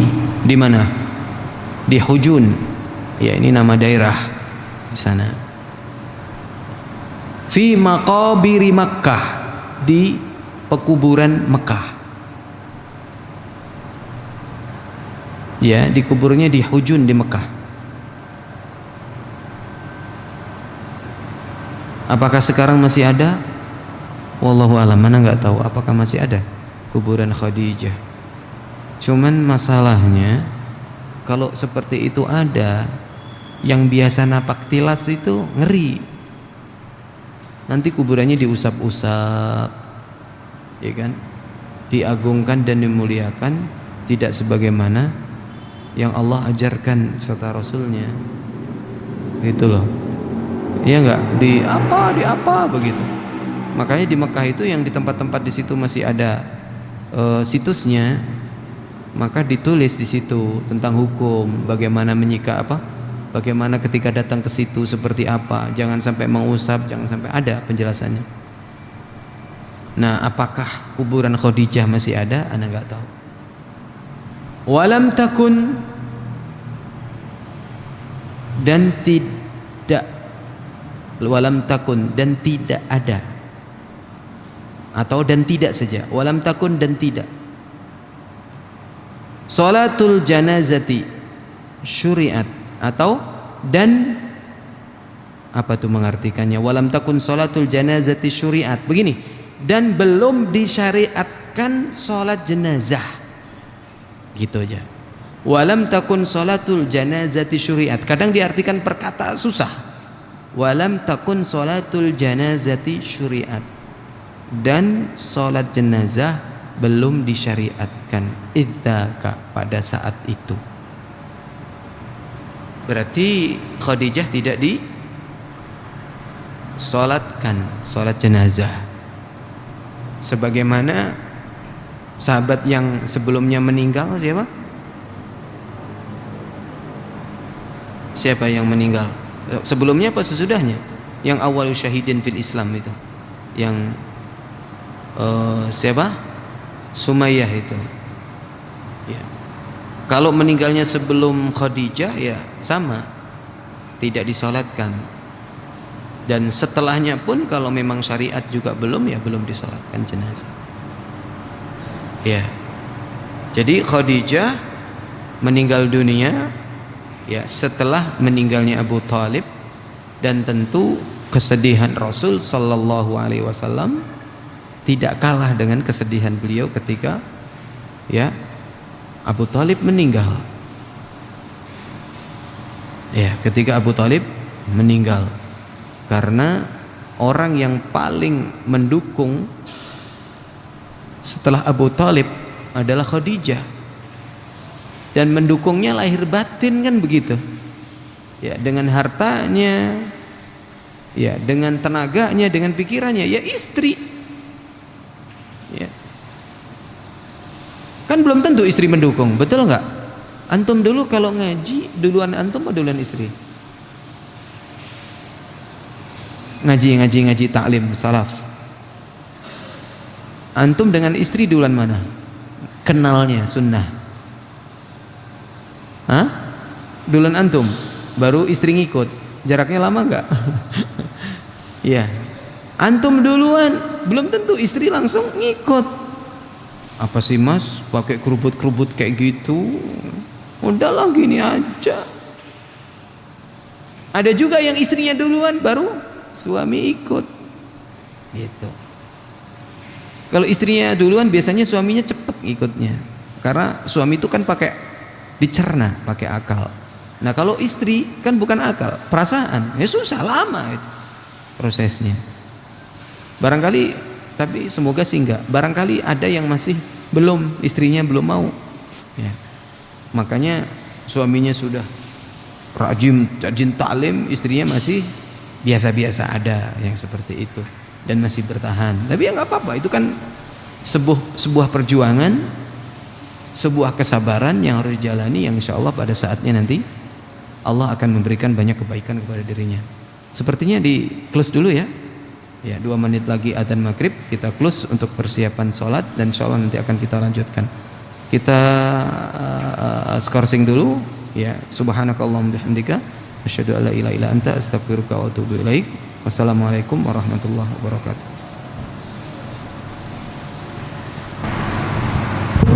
Baik.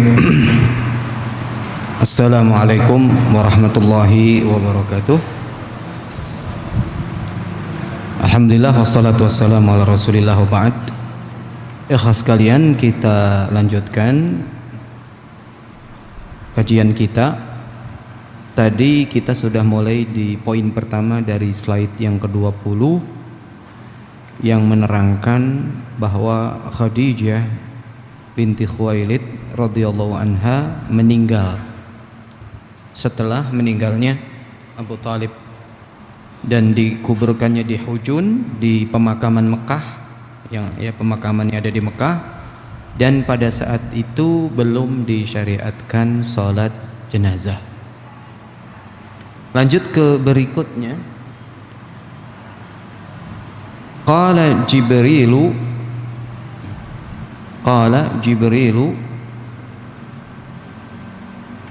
masih belum ya, slide-nya belum muncul. Sudah. Oke. Qala Jibrilu li Rasulillahi sallallahu alaihi wasallam.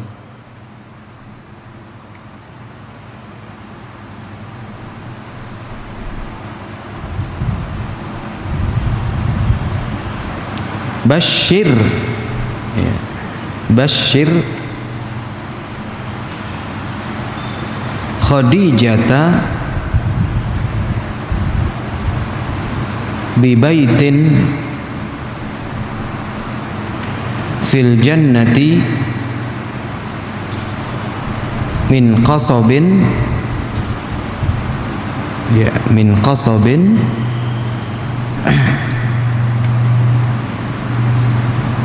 la sakhaba fihi wala nasaba.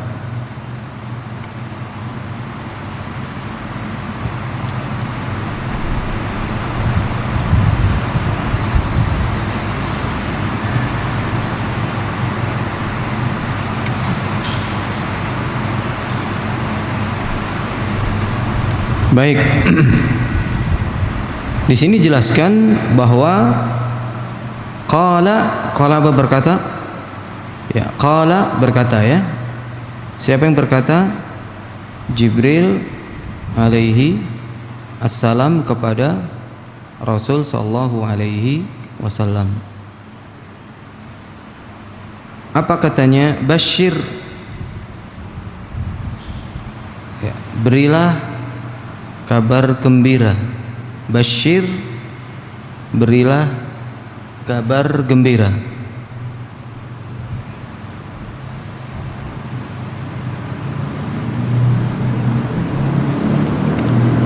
Khadijah, berikanlah kabar gembira kepada Khadijah. Bibaitin fil jannah, dengan sebuah rumah. Bibaitin, dengan sebuah rumah. Fil jannati, di surga.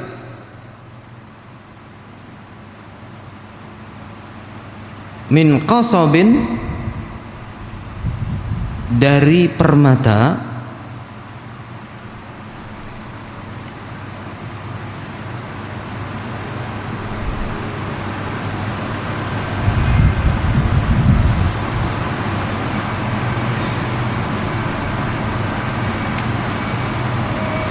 La sakhaba fihi wala nasaba,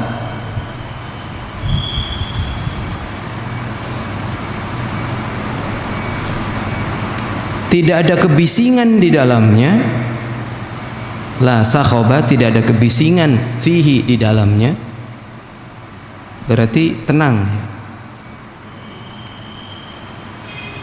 Wala nasaba, dan tidak ada rasa letih.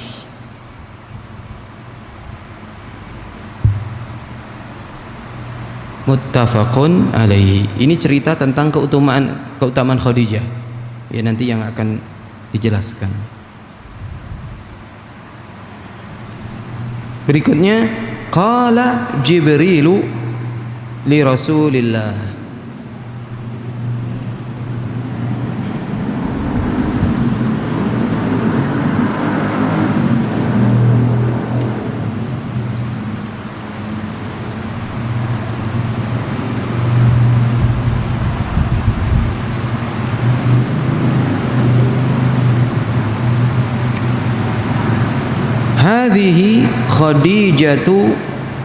Hadhihi Khadijatu qad atatka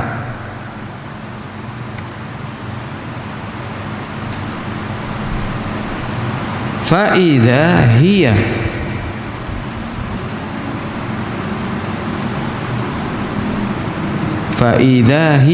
atatka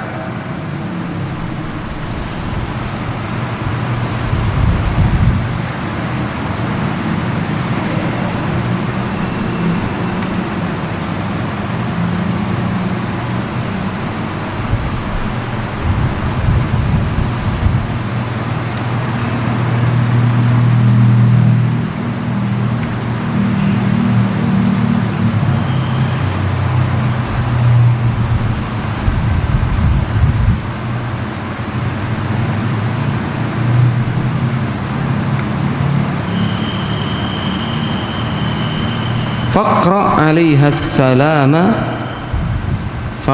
'alaiha salama min rabbiha wa minni, muttafaqun alaihi. Artinya Jibril berkata kepada Rasulullah, ya, sama dengan yang atas. Apa kata Jibril? Hadhihi. Apa hadhihi? Sama dengan hadza. Ini adalah Khadijah.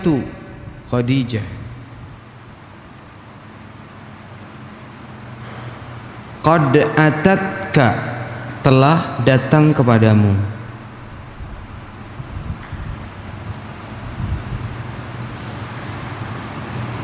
Fa idza hiya atatka,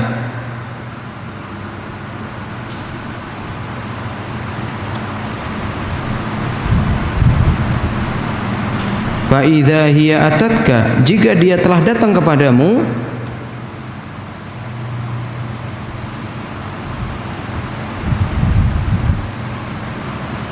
faqra 'alaiha salama, sampaikan kepadanya salam.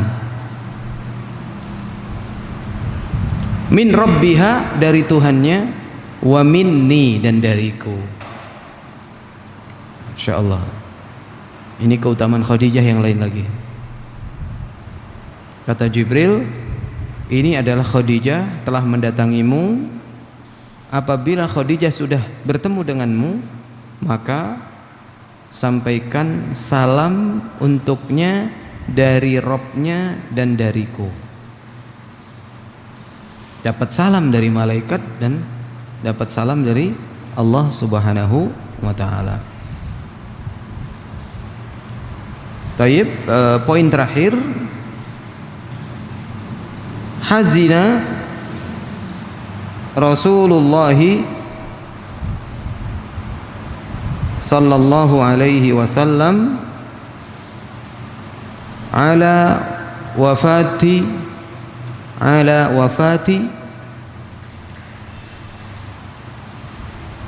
ammihi Abi Talibin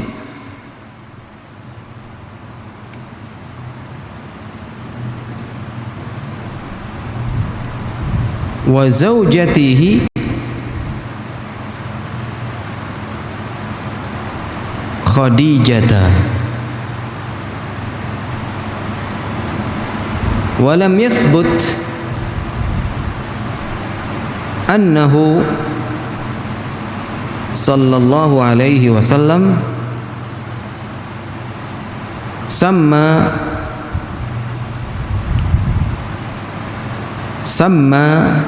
hadzal 'ama bi'amil huzni. Baik, apa ini maksudnya? Hazina, telah sedih. Siapa yang sedih? Rasulullah sallallahu alaihi wasallam. Mengapa sedih? Ala, di atas, wafati, kematian, wafat, kematian, ammihi, pamannya, Abi Talibin, Abi Talib, wa zaujatihi, dan istrinya Khadijah.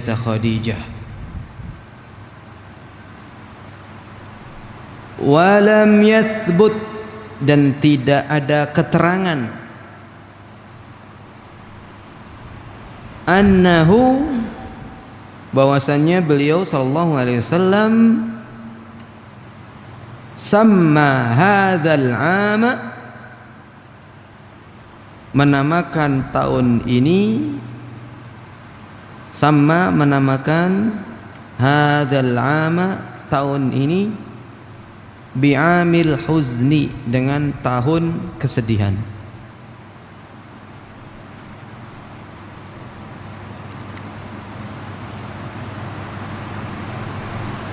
Baik, Khadijah radhiyallahu anha disebutkan di sini meninggal setelah meninggalnya paman beliau Abi Talib, ya, di tahun yang sama, yaitu di tahun ke-10 Hijriah, selepas dari pemboikotan. Wallahu alam, apakah pengaruh dari pemboikotan sehingga harus sakit atau seperti apa? Wallahu alam, tidak ada penjelasannya. Tapi secara manusiawi sangat mungkin, ya Khadijah mungkin tertekan psikisnya juga, ya, bisa aja, wallahu alam. Tapi terlepas dari itu, bahwa Rasul ditinggal oleh dua orang yang beliau cintai, ya, Abu Talib yang sudah tua, ya, Khadijah pun juga yang beliau cintai juga meninggal. Disampaikan bahwa, ya, meninggalnya Khadijah di sini, ya, 3 tahun sebelum hijrah, adalah tahun ke-10, dan sebelum diwajibkannya sholat fardu. Selain sebelum diwajibkan sholat jenazah, dan juga sebelum diwajibkannya sholat fardu, yang mana sholat fardu itu diwajibkan pada saat Nabi berisra dan mi'raj. Jaraknya berapa antara Abu Talib dengan Khadijah? Ya, di sini banyak pendapat. Ada yang mengatakan 3 hari, ada yang mengatakan sebulan, dan ada yang mengatakan 2 bulan. Artinya apa? Dekat sekali. Ini kan paling lamanya 2 bulan, paling cepatnya 3 hari. Seandainya kita ngambil 2 bulan, ya 2 bulan tuh bukan waktu yang lama. Apalagi orang sedih, paman meninggal sedih, tiba-tiba istri meninggal 2 bulan berikutnya, ya. Rasul SAW di sini disampaikan bahwa beliau amat sedih, tetapi beliau mengajarkan kepada kita bahwa ketika ditinggal orang yang dicintai karena dipanggil oleh Allah itu, Ya, maka yang diajarkan oleh Nabi itu adalah as-sukun, hendaknya tetap tenang. Ar-ridha biqada'illah, ridha dengan ketentuan Allah. Kemudian ya di sini juga disebutkan untuk hamdalah, alhamdulillah ala kulli hal, kan begitu. Ya, kita memuji kepada Allah dalam segala keadaan. Wal istirja, apa istirja itu? Mengucapkan kalimat inna lillahi wa inna ilaihi raji'un. Alladzina idza asabathum musibah qalu inna lillahi wa inna ilaihi raji'un. Dan inna lillahi wa inna ilaihi raji'un itu tidak selalu melulu untuk orang meninggal. Karena di ayat tadi idza asabathum musibah, ya apabila tertimpa sebuah musibah. Musibah apa saja? Ya, tidak melulu kematian. Makanya sebagian kita yang belum begitu paham tentang penggunaan inna lillahi wa inna ilaihi raji'un ini, yang dipahami hanya untuk meninggal ketika ada musibah. Selain meninggal kita mengucapkan inna lillahi wa inna ilaihi raji'un, pasti pertanyaannya apa? Siapa yang meninggal? Gitu. Ya. Padahal musibah apapun inna lillahi. Mengapa sih musibah itu kita mengucapkan inna lillahi? Karena sesungguhnya ya kita itu milik Allah, dan kebanyakan kita kembali itu nggak harus dicabut kan nyawanya. Kita kembalikan semua urusan kita kepada Allah Subhanahu wa taala, begitu. Karena datang semuanya dari Allah, dan wa yaji'ul amru kulluhu ilallah, dan semua perkara itu semuanya dikembalikan kepada Allah Subhanahu wa taala. Maka tidak perlu namanya menangis yang berlebihan, apalagi dulu yang disebut dengan niyahah. An-niyahah alal mayit itu menangisinya berlebihan dengan cara menepuk atau memukul-mukul pipi, menyobek baju, ya, kemudian apa tuh namanya, ya, kantong-kantongnya disobekin gitu. Ya. Tapi di zaman dahulu itu ada yang sampai niyahah ini jadi kebanggaan.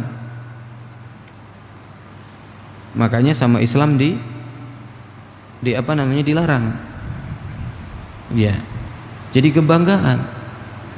Jadi nyewa orang yang nangis, dan nyewa orang yang niyahah tadi, yang nangis berlebihan kemudian nyobek-nyobek baju, kemudian mukul-mukul pipi. Ada salah satu kelompok yang mengaku mereka Islam melakukan hal yang sama setiap tahun dan rutin setiap bulan Muharram. Siapa? Syiah. Apa Syiah itu? Mukul-mukul sampai berdarah kan? Ya, mereka itu niyahahnya kepada Husain bin Ali yang meninggal di Karbala di bulan Muharram, yang perang ya. Perang kemudian meninggal, ya, syahid. Nah, orang Syiah karena mereka merasa memiliki Husain, padahal Ahlussunnah juga memiliki Husain ya, merasa mereka yang paling memiliki Husain, akhirnya mereka berniyahah. Setiap tahun mereka memperingati meninggalnya Husain dengan cara niyahah tadi, ya, dipukul-pukul badannya sampai berdarah-darah. Ya, ini nggak ada yang mengajarkan. Dan Rasul menetapkan bahwasanya an-niyahah itu termasuk salah satu dari perkara jahiliyah. Ya. Hendaknya tidak seperti itu, ya. Sampai disebutkan wa halalaha sya'rahu, ya. Kemudian sampai nyukur rambut, ya, dibotakin dan lain sebagainya. Nah, sekarang fenomena di anak-anak remaja, khususnya wanita itu, kalau lagi galau ngapain? Antum belum tahu di kalangan remaja sekarang, yang kalau mereka galau ngapain? Apa yang dilakukan? Menyayat tangan. Menyayat tangan. Kalau antum pahami menyayat tangan itu apa? Yang antum tahu di era antum dulu. Ya kan? Orang kecanduan narkoba kan? Ternyata sekarang anak remaja ini dia tidak kecanduan narkoba. Dia tidak kecanduan narkoba, tetapi kalau galau dia iris. Katanya tren. Artinya dia pernah galau, kalau udah dia pernah galau dan dia bangga dengan ini. Yang diikutin siapa? Artis Korea. Ya jelas lah artis Korea bakal begini, orang mereka nggak punya agama. Kalau mereka gagal dunia apa yang dilakukan? Bunuh diri kan? Kalau galau begini ya udah mereka memang itunya. Kalau cuman galau begini, kalau sampai gagal, merasa gagal dari sisi duniawi, bunuh diri. Ya Jepang, Korea, ya Cina, bisa jadi Cina ada nggak ngetren nggak gitu? Jepang, Korea itu kan ngetrennya begitu. Bahkan kan Jepang pernah menduduki peringkat pertama. Iya. Penyebab kematian terbanyak karena apa? Bunuh diri. Kalau di Indonesia kebanyakannya karena kecelakaan. Kebanyakan meninggal orang Indonesia itu disebabkan kecelakaan. Kalau Jepang bunuh diri. Mengapa Jepang nggak kecelakaan kebanyakan? Katanya tertib, disiplin. Kalau orang Indonesia katanya nggak disiplin, tapi nggak mau bunuh diri. Mereka masih punya iman, tapi kalau sudah di jalan nggak punya iman. Kalau udah di jalan udah, ya bukan gue nggak punya iman. Kalau udah di jalan lain lagi ceritanya. Okay. Kemudian yang tadi kita bacakan di poin kedua, poin ketiga itu menjelaskan tentang keutamaan Khadijah di sisi Allah, di mana ya bahwasanya Khadijah ya diberitahu bahwa di surga nanti beliau akan dibikinkan rumahnya dari permata, tenang nuansanya, dan orang-orang yang di situ tidak pernah merasa capek dan bosan. Antum kalau punya rumah besar, mewah, megah, ada saatnya bosan apa tidak? Nah, iya. Antum ketika punya rumah sederhana, pengennya punya yang lebih. Setelah punya lebih, bosan nggak? Makan, antum membayangkan makan enak, tapi kalau tiap hari makanannya enak, bosan juga. Dunia mau antum kejar kemanapun akan sama ujung-ujungnya, bosan. Yang nggak boleh bosan tuh ya beramal soleh, jangan sampai bosan kita beramal soleh kan gitu. Nah, mengapa Khadijah mendapatkan special gift ini? Karena beliau ya dari permata layak untuk diberi itu, karena beliau mengorbankan apa yang beliau punya dari harta untuk mendukung dakwah Nabi Shallallahu Alaihi Wasallam. Selayaknya ya untuk mendapatkan itu. Makanya kalau kita untuk kepentingan dakwah kita keluarkan nggak usah tanggung-tanggung. Ya, baik. Ini gimana? Ditutup saja? Oh ya, baik. Ya, jadi bisa dibaca sendiri, itu tidak terlalu banyak penjelasan saya kira terkait dengan keutamaan Khadijah yang sudah diterjemahkan tadi, dan insya Allah pertemuan mendatang kita akan melanjutkan di slide yang 21 ya tentang pernikahan Rasul dengan Aisyah radhiyallahu anha. Wassallallahu ala nabiyyina Muhammad wa ala alihi washabihi ajma'in wa akhiru da'wana alhamdulillahirabbil alamin. Wassalamualaikum warahmatullahi wabarakatuh.